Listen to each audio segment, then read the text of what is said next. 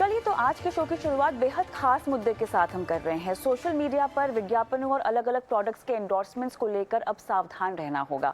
इन्हें लेकर consumer affairs ministry ने नई गाइडलाइंस की घोषणा कर दी है। Ministry of consumer affairs food and public distribution के तहत डिपार्टमेंट ऑफ कंज्यूमर अफेयर्स ने सोशल मीडिया प्लेटफॉर्म पर सेलिब्रिटीज, इन्फ्लुएंसर्स, वर्चुअल इन्फ्लुएंसर्स के लिए गाइडलाइंस जारी की है। सरकार ने ये गाइडलाइंस इस उद्देश्य से जारी की है कि किसी भी प्रोडक्ट या सर्विस का विज्ञापन करने वाले सेलिब्रिटी या इन्फ्लुएंसर दर्शकों को गुमराह ना करे और वो कंज्यूमर प्रोटेक्शन एक्ट और किसी भी संबंधित नियमों या गाइडलाइन के कंप्लायंस के तहत ही हो। इस मुद्दे पर आज हम बात करेंगे, साथ ही समझेंगे कि ये एंडोर्समेंट और पेड प्रमोशन किस तरह से पूरा पैन आउट होता है और किस तरह से सेलिब्रिटीज और इन्फ्लुएंसर्स जो है इसका इस्तेमाल करते हैं अपने फायदे के लिए, और कैसे जाने या अनजाने में आप और हम जैसे लोग जो उनको फॉलो करते हैं वो गुमराह हो जाते हैं, गलत सलाह ले बैठते हैं। खास मेहमान हमारे साथ जुड़े हैं विराज Seth, CEO co-founder Monk Entertainment and investor, Niyati Mavin Kurve, digital content creator, और CA Nikhil Sharma, India's biggest moto blogger और डिजिटल कंटेंट क्रिएटर। आप सभी का स्वागत है हमारी इस बेहद खास पेशकश में, जहां पर आपके ज़रिए आज हम हमारे दर्शकों को गाइड करेंगे और उन्हें बताएंगे कि उनके लिए सही सेलिब्रिटी और सही इन्फ्लुएंसर कौन से हैं। तो चलिए यहाँ पर शुरुआत मैं विराज आपसे करना चाहूँगी, क्योंकि गाइडलाइंस मोटी मोटी हमने पढ़ी हुई हैं, समझ में आगे चल के बात करेंगे हालांकि बारीकी में इसमें, लेकिन अब तक जो होता आया है विराज, थोड़ा सा उसकी कहानी पर मुझे बात करनी है। ये समझाएं हमें कि किस तरह से पेड प्रमोशन और एंडोर्समेंट्स के ज़रिए लोगों को, सोशल मीडिया यूज़र्स को गुमराह किया जा रहा था, क्या कुछ हो रहा था। शुरुआत इससे करते हैं, बताएं। थैंक यू कविता। मैं ये तो नहीं बोलूँगा कि लोगों को गुमराह किया जाता। मुझे लगता है कि आजकल की जो जनता है, जो डिजिटल पे वीडियोज़ देख रही है, वो बहुत ही स्मार्ट हो चुकी है।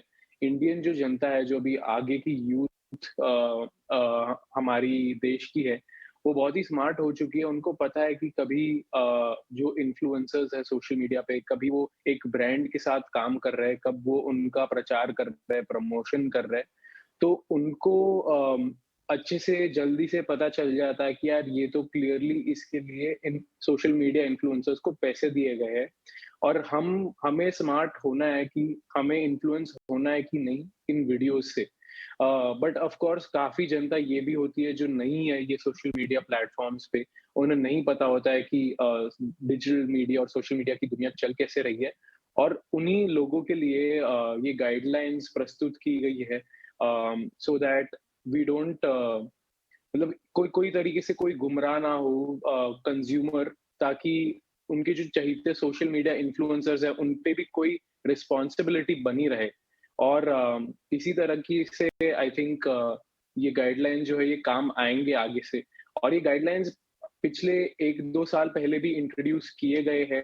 उनको इन इफेक्ट हर चीज़ जब गवर्नमेंट इंट्रोड्यूस करती है, सबसे इम्पोर्टेंट जो होता है वो एग्ज़ीक्यूशन कैसे होगा, कि इस प्लान को आगे कैसे बढ़ाया जाएगा, इन इन इम्प्लीमेंटेशन कैसे लाया जाएगा, वही इम्पोर्टेंट होगा। और हमारी सी एजेंसीज़, जो इन्फ्लुएंसर्स हमारे साथ है, Niyati and Nikhil, they are all trying to do the same. वो लोग भी एकदम अपनी रिस्पॉन्सिबिलिटीज समझकर अपनी ऑडियंसेस को अवेयर करना चाहते हैं, जब वो सोशल मीडिया इन्फ्लुएंसर्स ब्रांड्स के साथ काम करते हैं तभी। बिल्कुल। अ, आगे चलकर ऐसे बहुत सारे पहलू हैं जो शायद इस पूरे क्षेत्र में हो सकता है कि रेगुलेट हो, लेकिन फिलहाल निखिल हमने देखा है कि कुछ लोगों पर बैन भी लगा है। बहुत सारे ऐसे यूट्यूब स्टार्स जो अपने आप को कहते हैं, गलत तरह की सलाह लोगों को देते हैं और गलत तरह के प्रोडक्ट्स को प्रमोट भी करते हैं बिना खुद आजमाए। इन तमाम लोगों पर बैन भी लगा है, जो अपने आप में इस बात को दर्शाता है कि कहीं ना कहीं जो है अब छटनी हो रही है कि कौन जेन्युइन है और कौन जेन्युइन नहीं है।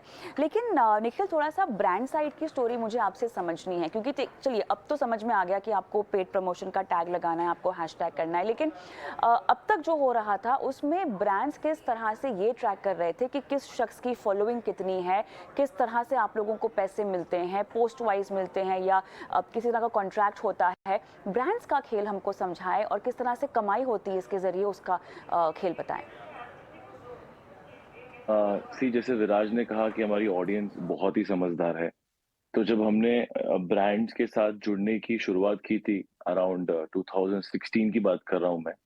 तो ब्रांड्स को खुद ये समझ में नहीं आता था कि जो हम क्रिएटर्स हैं, वो काफ़ी अलग-अलग कैटेगरीज़ में हैं। जैसे कि कोई कॉमेडी एक्टिंग में है, कोई टेक में है। हम जैसे लोग व्लॉगिंग करते हैं, हम अपनी लाइफ़ बताते हैं, अपना ट्रैवल बताते हैं और काफ़ी सारे ऐसे क्रिएटर्स होते हैं। सो शुरुआत में जब भी हमको कोई ब्रीफ मिलता था तो ये मिलता था कि आपको इस तरह का स्केच करना है। स्केच वो होता है कि आपको ऐसी एक्टिंग करनी है। तो हम जैसे लोग जो होते हैं जो टेक में हो गए या फिर हम ट्रैवल इन्फ्लुएंसर्स हो गए तो हमें उनको समझाना पड़ता था कि देखो हम एक्टर्स नहीं है। हम अपनी जो लाइफ का जो चरित्र है वो लोगों के सामने रखते हैं व्लॉगिंग के थ्रू। यूट्यूबिंग और social media creation is not about acting, it's also about portraying yourself. जिस तरह लोग आपसे जो है वो मोटिवेट होते हैं। तो मुझे याद है कि 2016-17 में जब काफ़ी सारे ब्रांड्स की नज़र पड़ी कि अरे वाह! कि ये सोशल मीडिया पे भी लोग बहुत ही फ़ेमस हो रहे हैं, तो क्यों ना हम इनके थ्रू ही अपना जो ब्रांड है, उसका एडवर्टाइज़मेंट कराएँ। पहले तो सिर्फ़ मूवी स्टार्स करते थे और शुरू-शुरू में हमको खुद को समझ में नहीं आता था कि हमें कितने पैसे चार्ज करने हैं या हमें फ्री में करना है और हम में से कुछ लोग इसको एज़ अ अपॉर्च्युनिटी लेते थे कि हमें फ्री की चीज़ मिल रही है। एंड आई वुड से कि शुरू-शुरू में बहुत ही ऑर्गेनिक तरीके से आई थिंक हर एक क्रिएटर करता था। हमें बस एक ब्रांड मिलता था, बोलता था कि जैसे कि ये हेडफ़ोन्स है या फिर ये क्रीम है, आप इसको यूज़ करो, हम आपको भेजेंगे। आप टाइम लो अपना, आपको पसंद आता है, नहीं आता है और फिर आप बताओ कि हम इसके साथ क्या कर सकते हैं आपके चैनल में। और जैसे हमें चीज़ मिलती थी, हम उसको 1-1 महीना यूज़ करते थे एंड फिर बोलते थे, ठीक है, मुझे ये पसंद आया, ये पसंद नहीं आया और मैं कैमरे के सामने बोल दूँगा, ब्रांड्स को कोई आपत्ति नहीं होती थी। लेकिन धीरे-धीरे जब काफ़ी सारे लोग आने लगे और पैसा इसमें काफ़ी आ गया और फिर हड़बड़ी आने लगी कि बस 2 दिन में वीडियो चाहिए, 3 दिन में वीडियो चाहिए। तो वो जो हमें टाइम मिलता था उस प्रोडक्ट को ठीक से इस्तेमाल करने का, वो थोड़ा कम मिलने लगा एंड जो नेगेटिव चीज़ कभी-कभी हम बात करते हैं, वो नहीं करते। तो हम में से कुछ क्रिएटर्स हैं जो बोलते थे कि नहीं-नहीं मैं तो ये चीज़ बोलूँगा और या फिर ये चीज़ मैं नहीं बोलूँगा।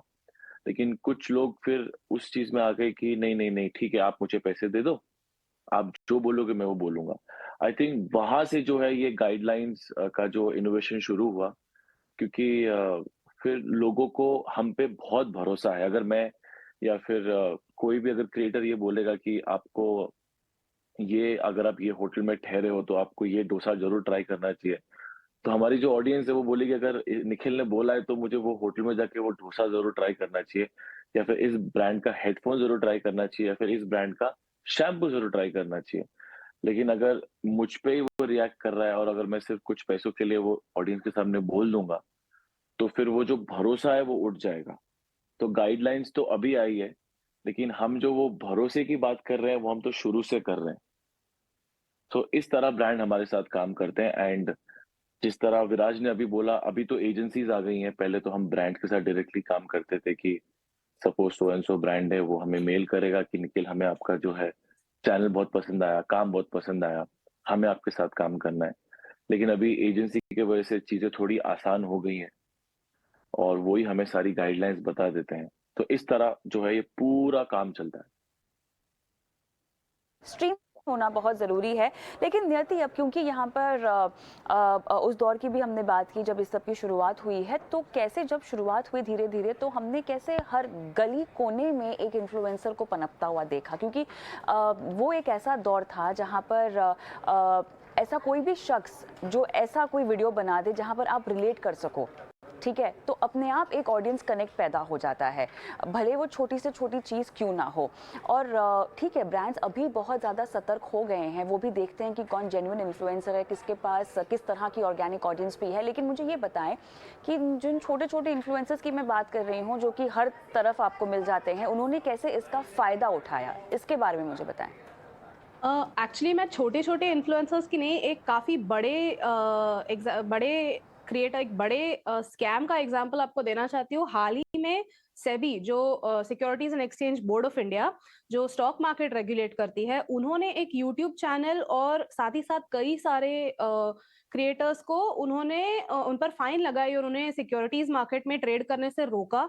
क्योंकि उनके इन्वेस्टिगेशन ने ये बताया कि ये चैनल्स कुछ स्टॉक्स बार-बार अपने यूजर्स को बताते थे और फिर वो एक pump and dump scheme type करते थे स्टॉक की प्राइस बढ़ाने के लिए और उससे उनको काफी सारा मुनाफा मिला, काफी सारा प्रॉफिट मिला। सो ऐसे सारी चीजें एक लेवल पर होती भी है। ये मैं आपको इसलिए बता रही हूँ क्योंकि ये बहुत ही रिसेंटली हुआ था एंड सेबी ने इस पर एक काफी लेंदी ऑर्डर भी दिया था। तो क्या होता है कि अभी जैसे मेरे निखिल एंड विराज ने बात की थी कि स्टार्टिंग में क्या होता है काफी आजकल इतने सारे नए इन्फ्लुएंसर्स आ रहे, इतने सारे नए कंटेंट क्रिएटर्स बन रहे, तो स्टार्टिंग में जब ब्रांड्स उनके पास आते हैं पैसा लेके, तो कभी-कभी वो इन्फ्लुएंसर या कंटेंट क्रिएटर हड़बड़ा जाता है कि इतने सारे पैसे उन्होंने शायद कभी देखे नहीं होंगे। एंड आजकल मैं आपको बता रही हूँ ये लास्ट 2-3 साल में कोविड पैंडेमिक और लॉकडाउन के टाइम से जब से रील्स वगैरह आए हैं, जब से शॉर्ट फॉर्म कंटेंट ज़्यादा आया है, तब से काफ़ी चीज़ें बदली हैं। क्योंकि पहले आपको 30 सेकंड, 60 सेकंड ऐसे स्नैपी वीडियोज़ मिलते हैं और वहाँ पे लोग रील्स कर सकते हैं। वहाँ पे प्रोडक्ट्स इंटीग्रेट किए जा सकते हैं, काफ़ी ऑर्गेनिकली और आसानी से किए जा सकते हैं। इसलिए आप देख रहे हैं कि इतने सारे नए क्रिएटर्स आ रहे हैं और ब्रांड्स को भी काफ़ी मौका मिल रहा है कि इतने सारे लोगों के साथ एंगेज किया जा सकता है, ऑर्गेनिकली किया जा सकता है। तो ऐसी सारी चीज़ें हो रही है। Now from the brands perspective हम लोगों ने क्या ऑब्जर्व किया था कि इनिशियली काफी सारे ब्रांड्स को ये दिखाना अच्छा नहीं लगता था कि उन्होंने कोई पेड प्रमोशन किया हुआ है। एंड फिर बाद में विराट कोहली ने एक ट्वीट डाली थी लवली प्रोफेशनल यूनिवर्सिटी के साथ जिसके ऊपर बहुत ही ज्यादा फ्यूरोर हो गया था कि ये तो पेड़ है, विराट कोहली एलपीयू को क्यों प्रमोट करेगा बिना किसी वजह के। तो इसके बाद से गाइडलाइंस और ज्यादा स्ट्रिक्ट हो गई और लोगों ने ध्यान देना शुरू किया कि क्या हो रहा है क्या नहीं हो रहा है। On the other hand from the content creators perspective काफी सारे लोगों को पैसा मिलता है and then they don't know what to do with it. तो ये पैसा आ जाता है तब वो काफी बार अपना ऑब्जेक्टिविटी खो देते हैं या फिर काफी सारे ऐसे क्रिएटर्स होते हैं जिनका कोई मैलिशियस इंटेंट होता है कि वो लोगों को ऐसे पंप एंड डंप स्कीम्स करके या फिर फेक ऐसे पेनी स्टॉक्स रेकमेंड करके प्रॉफिट कमाना चाहते हैं। तो ये थोड़ा सा मैलिशियस इंटेंट हो गया। तो ये मैंने आपको 3 पहलू बताए कि एक तो ब्रांड्स होते हैं जिन्हें दिखाना नहीं होता कि वो ये सारे एंगेजमेंट्स पैसे देकर क्रिएट कर रहे हैं। एक क्रिएटर्स होते हैं जिन्हें पता नहीं होता कि इतने सारे पैसों के साथ क्या करना चाहिए। उन्हें काफी बार न्यू फाउंड फेम मिलता है, उन्होंने बहुत टाइम के लिए कंटेंट क्रिएट नहीं किया है, शायद उनकी कम्युनिटी भी उतनी स्ट्रांग नहीं हो, तो वो ऐसे वेलेड हो सकते हैं। और एक क्रिएटर्स की कैटेगरी है जो मलिशियसली पर्पसली ये सब करती है ताकि वो फायदा कमा सके। सो ये एक काफी ट्राइफेक्टा है of different angles to the whole topic. बिल्कुल। थोड़ा सा विराज मैं गाइडलाइंस पे आना चाहती हूँ क्योंकि हमने विस्तार से अब तक जो गाइडलाइंस आई है उन पे बात नहीं की है। ज़रा बताइएगा हमें क्या हाइलाइट्स हैं इन्फ्लुएंसर्स और सेलिब्रिटीज़ के लिए जो गाइडलाइंस निकाली गई हैं। ये जो हाइलाइट्स है अगेन जो पहले भी प्रेजेंट की गई थी, क्लियरली बताना होगा हर वीडियो हर सोशल मीडिया पोस्ट में कि ये एड है। तो काफी टाइम जैसे ही ये गाइडलाइंस 1 साल पहले भी आई थी, इन्फ्लुएंसर्स और ब्रांड्स कभी कभी गाइडलाइंस ठीक से फॉलो नहीं करने के लिए क्या करते थे, वो लोग हैशटैग एड जो डिक्लेरेशन होता है हर सोशल मीडिया पोस्ट के पहले डालने का, वो टुवर्ड्स द एंड डालते थे, एकदम बिल्कुल लास्ट में डालते थे, जिससे वो एकदम छुप जाता था कि ये डिक्लेरेशन है भी कि नहीं पता नहीं है। तो अभी गाइडलाइंस यही है कि हमें क्लियरली दिखाना है स्टार्टिंग में ही कि hashtag ad, hashtag SPON, hashtag paid, ये सब बहुत ही क्लियरली दिखाना है, वीडियो में भी दिखाना है और कैप्शन में भी दिखाना है, ताकि जो भी यूजर्स हो उनको कोई भी शक ना हो कि यार ये पेड है कि नहीं है। सो ये सबसे पहला और सबसे बेसिक गाइडलाइन है। उसमें थोड़ी डिटेल्ड गाइडलाइंस ये भी है कि कभी कभार कोई ब्रांड्स होती है जो कभी पेमेंट नहीं करती है बट सिर्फ गिफ्ट भेज रही है। फॉर एग्जाम्पल कभी कभी लग्जरी ब्रांड्स होती है जिनकी जो प्रोडक्ट होती है वो वही प्रोडक्ट बहुत महंगा प्रोडक्ट होता है उनका, जैसे वॉचेस हो गई, जैसे लग्जरी बैग्स हो गई। तो वो कभी कभी इन्फ्लुएंसर्स को, जैसे ट्रैवल कंपनीज हो गई, वो कभी कभी इन्फ्लुएंसर्स को सिर्फ बार्टर डील्स करते हैं या गिफ्टिंग डील्स करते हैं। तो उसके लिए हैशटैग गिफ्टेड लिखना फॉर एग्जाम्पल, वो भी बहुत इम्पोर्टेंट होगा। तो ये सारी चीजें जो है बहुत मायने रखती है, काफी इम्पोर्टेंट हो चुकी है अभी डिक्लेरेशन के पर्सपेक्टिव से। तो यही ध्यान में रखना होगा आगे से इन्फ्लुएंसर्स को कि वो भूल ना जाए, इंटेंशनली हो या ना अनइंटेंशनली हो, ये सारी गाइडलाइंस फॉलो करने में, ताकि उनके जो व्यूअर्स हैं, उनके जो कंज्यूमर्स हैं, उनको क्लियरली पता चले कि ये चीज के लिए इनको पैसे मिले हैं, और उन वो उस हिसाब से एक्सेप्ट करेंगे फिर वो वीडियो को कि यार इनको इस चीज के लिए पैसे मिले, इसीलिए हम अपने अपने डिस्क्रेशन पे ये वीडियो देखेंगे। हम क्या बिलीव करना है, हमें हमें क्या बिलीव नहीं करना है, वो हम अपने लिए डिसाइड करेंगे, भले ही वो हमारा चहीता इन्फ्लुएंसर हो या ना हो। सो ये काफी चीजें इंपॉर्टेंट हो गई है अभी।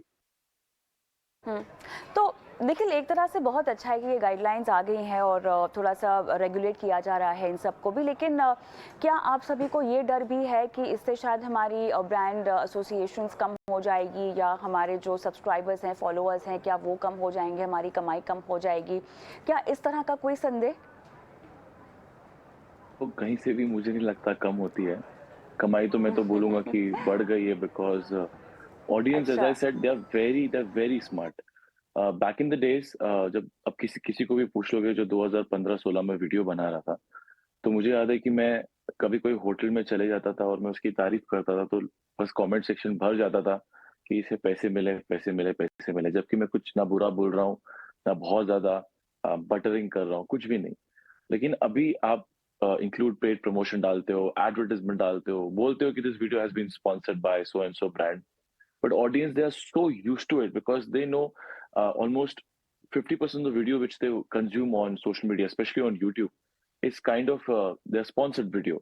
So they are used to it. You know, they are not surprised कि okay मैं जो क्रिएटर को देख रहा हूँ, उसको पैसे मिले, ऐसा कुछ भी नहीं है। और यस, एक चीज जो कि मैं बोलना चाहूंगा कि कभी कभी थोड़ा ज्यादा हो जाता है, like when we make a video on YouTube, तो हमें वो इंक्लूड पेड प्रमोशन का टिक मार्क करना पड़ता है, देन एडवर्टाइजमेंट डालना पड़ता है, देन पार्टनरशिप डालनी पड़ती है, देन कभी कभी बोलना पड़ता है स्पॉन्सर्ड है, देन एज विराज सेड, कुछ लोग सिर्फ एंड में डालते थे तो हमें हैशटैग पार्टनरशिप डालनी पड़ती है। सो आई थिंक वो जो वीडियो का ऑर्गेनिक नेचर है वो थोड़ा खराब कर देता है। वो तो यही बात होगी कि जब आप टीवी देखते हो और जो एड आता है, तो it's like for audience, they don't take things seriously even if it's good और बैड। बट ये उसका भी होना काफी जरूरी था, बिकॉज एज आई सेड कि कुछ लोग सिर्फ बस उनको पैसे मिल रहे हैं, उनको पैसे दिख रहे हैं, उनको कोई फर्क नहीं पड़ता कि the phone which they are promoting और the stock which they are promoting और the app which they are promoting is legit और इट्स नॉट लेजिट। तो बस वो प्रमोट कर देते हैं, और काफी सारे लोगों को, हमारे कंज्यूमर को उससे धोखा हुआ है, उससे उनको सेटिस्फाई नहीं हुए हैं वो। और फिर उसकी वजह से क्या होता था कि वो हर क्रिएटर जिसको वो देखते थे वो गलत नजर से देखते थे। तो ये चीज का फायदा भी हुआ है, ऑडियंस यूज्ड टू भी हुई है, एंड आई वुड से कि ब्रांड्स पे इसका कोई असर नहीं हुआ है। बट हाँ, कभी कभी ब्रांड्स थोड़ा चीट करने की कोशिश करते थे कि नहीं नहीं मत डालो पार्टनरशिप, नहीं नहीं मत डालो एड। बट कहीं ना कहीं वो एज अ क्रिएटर की रिस्पॉन्सिबिलिटी हो जाती है कि नहीं नहीं वो कुछ भी बोले बट हमें ये करना जरूरी और करना पड़ता है। और वीडियो में एक तरीके का हमें हिंट भी देना पड़ता है, जैसे कि कुछ कुछ ब्रांड के साथ हम शायद जिंदगी में एक बार काम करते हैं, कुछ कुछ के साथ 6 महीने में एक बार काम करते हैं, कुछ कुछ के साथ हम हर महीने काम करते हैं। तो अगर आप हर महीने किसी ब्रांड के साथ काम कर रहे हो, तो ऑडियंस को पता है कि अरे निखिल तो हर महीने ये प्रोडक्ट का प्रचार करता है, तो ये हमें मालूम है। सो आई थिंक वो कभी कभी ओवरडू हो जाता है कि हम एडवर्टाइजमेंट डाल रहे हैं। बट देन ओवरऑल देखा जाए तो आई थिंक शुरू में थोड़ा इनकन्वीनियंस था, but now I think it's going very good. आखिर में नीति, क्योंकि बहुत सारे लोग इन्फ्लुएंसर बनकर भी उभरे हैं और हमने खासतौर से कोविड के दौरान इनकी जो तादाद है वो बहुत बढ़ते हुए देखी है। हालांकि यहाँ पर काफ़ी हद तक गाइडलाइंस कड़ाई से आ भी चुकी हैं, रोक भी लग चुकी है रेगुलेटर के ज़रिए, लेकिन अगर हम मौजूदा गाइडलाइंस की बात करें तो अब भी अगर हम इन्फ्लुएंसर्स के लिहाज से देखें नियति, तो काफ़ी कुछ करना बाकी है, क्योंकि यहाँ आपकी मेहनत की कमाई की बात हो रही है। क्या कुछ है जो छूटा है और भी सख्ती बरती जा सकती है फिनफ्लुएंसर्स के लिए ख़ास तौर से, क्योंकि लोगों में एक तो इनमें विश्वास बहुत ज़्यादा आ गया है, एक दूसरे की बातें सुनकर और एक वीडियो देखकर लोगों ने अपनी मेहनत की कमाई कहीं पर लगा दी है और उसके बाद जब उन्हें घाटा हो जाता है तो उसकी जवाबदेही किसी की नहीं होती है। किस तरह से इन पर और नकेल कसी जा सकती है? I think at the outset मुझे ये बताना है कि मतलब एट द आउटसेट मुझे ये बताना है कि हम जब कोई ब्रांड कोलैब करते हैं, even if it's a financial product, तो हम एक्सटेंसिवली प्रोडक्ट को टेस्ट करते हैं। अगर कोई प्रोडक्ट कोई गारंटी देता है 6 महीने के लिए वगैरह, तो फिर हम एक्चुअली उसको 4-5 महीने खुद टेस्ट करते हैं, खुद पे टेस्ट करते हैं और फिर ही हाँ बोलते हैं। इन्फ्लुएंसर्स की बात की जाए तो आजकल, जैसे मैंने वो सेबी ऑर्डर की बात की थी, तो ऐसे काफी सारे केसेस हुए थे। आई थिंक कोरोना के टाइम पे काफी लोगों को एसएमएस भी आते थे जहाँ पे कोई भी रैंडम बिल्कुल। कंपनी का नाम लिखा बेसिकली रहता अगर था। बिल्कुल, तो नियति, अगर बेसिकली सवाल को थोड़ा सा मैं घुमाकर आपसे पूछना चाहूँ कि कैसे पकड़ें कि ये इन्फ्लुएंसर आपको गलत सलाह दे रहा है या ये फर्जी इन्फ्लुएंसर है, इसको तो बाजार की जानकारी ही नहीं है, ये केवल हमसे पैसे लेने के लिए हमें सलाह दे रहा है? आई थिंक पहले बात तो जो भी कंज्यूमर है उन्हें जो भी कोई एडवाइस होती है उसको एक एडवाइस के तरीके से ही लेना चाहिए, not as a firm recommendation. तो एक तो वो होता है।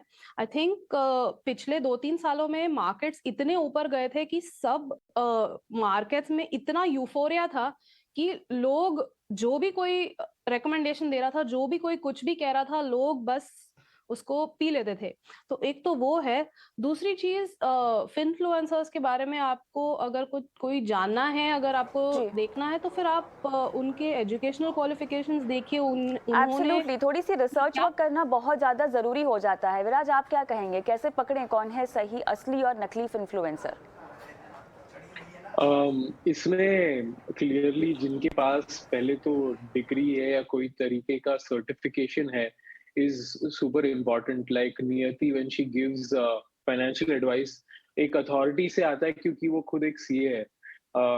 और आजकल मैंने देखा है काफी 18 साल के जो स्टूडेंट्स कॉलेज में पढ़ रहे हैं वो भी फाइनेंशियल एडवाइस दे रहे हैं। उसमें कोई गलत बात नहीं, इट्स जस्ट दैट सब कुछ एक विराज, पिंच आप ऑफ 18 सॉल्ट साल के के साथ लोगों की लिया बात कर जाना रहे हैं, चाहिए। यहाँ पर तो 10-10 साल के बच्चे भी सलाह दे रहे हैं, पता है? और वो भी फाइनेंशियल प्लानिंग के ऐसे-ऐसे गुरु मंत्र आपको दे रहे हैं जो शायद मेरे ख्याल से 50 साल के आदमी ने भी कभी, अगर नहीं ट्रैक करते हो फाइनेंशियल मार्केट्स को, तो नहीं सुने होंगे। तो इसीलिए बिल्कुल। बहुत ज़रूरी है समझना कि आपको कौन सलाह दे रहा है, कहाँ से सलाह दे रहा है। निखिल, आप क्या कहेंगे? मैं तो ये बोलूँगा कहीं न कहीं ये जो ब्रांड्स होते हैं उनकी बहुत बड़ी रिस्पॉन्सिबिलिटी होती है कि वो कौन से क्रिएटर के साथ काम कर रहे हैं। मतलब आई एम श्योर अभी तो एजेंसीज़ आ गई हैं and they also do lot of work कि भाई ये इन्फ्लुएंसर एक्चुअल में करता क्या है? इसका पास्ट रिकॉर्ड क्या है? क्या इसने कैसे-कैसे ब्रांड के साथ काम किया है कि ऑडियंस इसके सैटिस्फाई है कि नहीं? और सब देखो, अभी ऑडियंस बहुत स्मार्ट है लेकिन कभी-कभी वो इतना प्यार करती है कोई क्रिएटर से कि वो उनको समझ में नहीं आता वो जो बोल रहे हैं वो सही है गलत। फॉर एग्जांपल कि जब हम छोटे थे तो हम जब स्टार्स को देखते थे तो हमें उस तरह की बॉडी चाहिए होती थी, हमें उस तरह का लाइफ़स्टाइल चाहिए होता था। अभी जब हम सोशल मीडिया क्रिएटर्स को देखते हैं तो हमें वो लाइफ़स्टाइल चाहिए होती है। इसलिए जब भी कोई क्रिएटर ये बोलता है कि सो एंड सो ऐप डाउनलोड करो, आप इसमें इन्वेस्ट कर सकते हो, आप इससे गेम खेल सकते हो, आप इससे पैसे जीत सकते हो। तो आई थिंक वो हर एक क्रिएटर ना एक स्क्रिप्ट फॉलो करता है। तो आई थिंक क्रिएटर की सबसे बड़ी रिस्पॉन्सिबिलिटी होनी चाहिए कि वो उसपे इंटरफियर करे और वो उसपे अपनी जो सोच है, अपना जो एक ऑडियंस की तरफ एक रिस्पॉन्सिबिलिटी है कि फॉर एग्जांपल कि जब कोई हेयर बैंड का प्रमोशन होता है कि वो सिर्फ ये ना बोले कि इसमें ये तत्व है, आपके बालों को फायदा होगा। वो ये भी बोले कि गाइस सिर्फ इस तत्व से आपके बाल अच्छे नहीं होंगे, आपको ये लाइफ़स्टाइल भी ऐड ऑन करनी पड़ेगी, आपको इस तरह जीना पड़ेगा।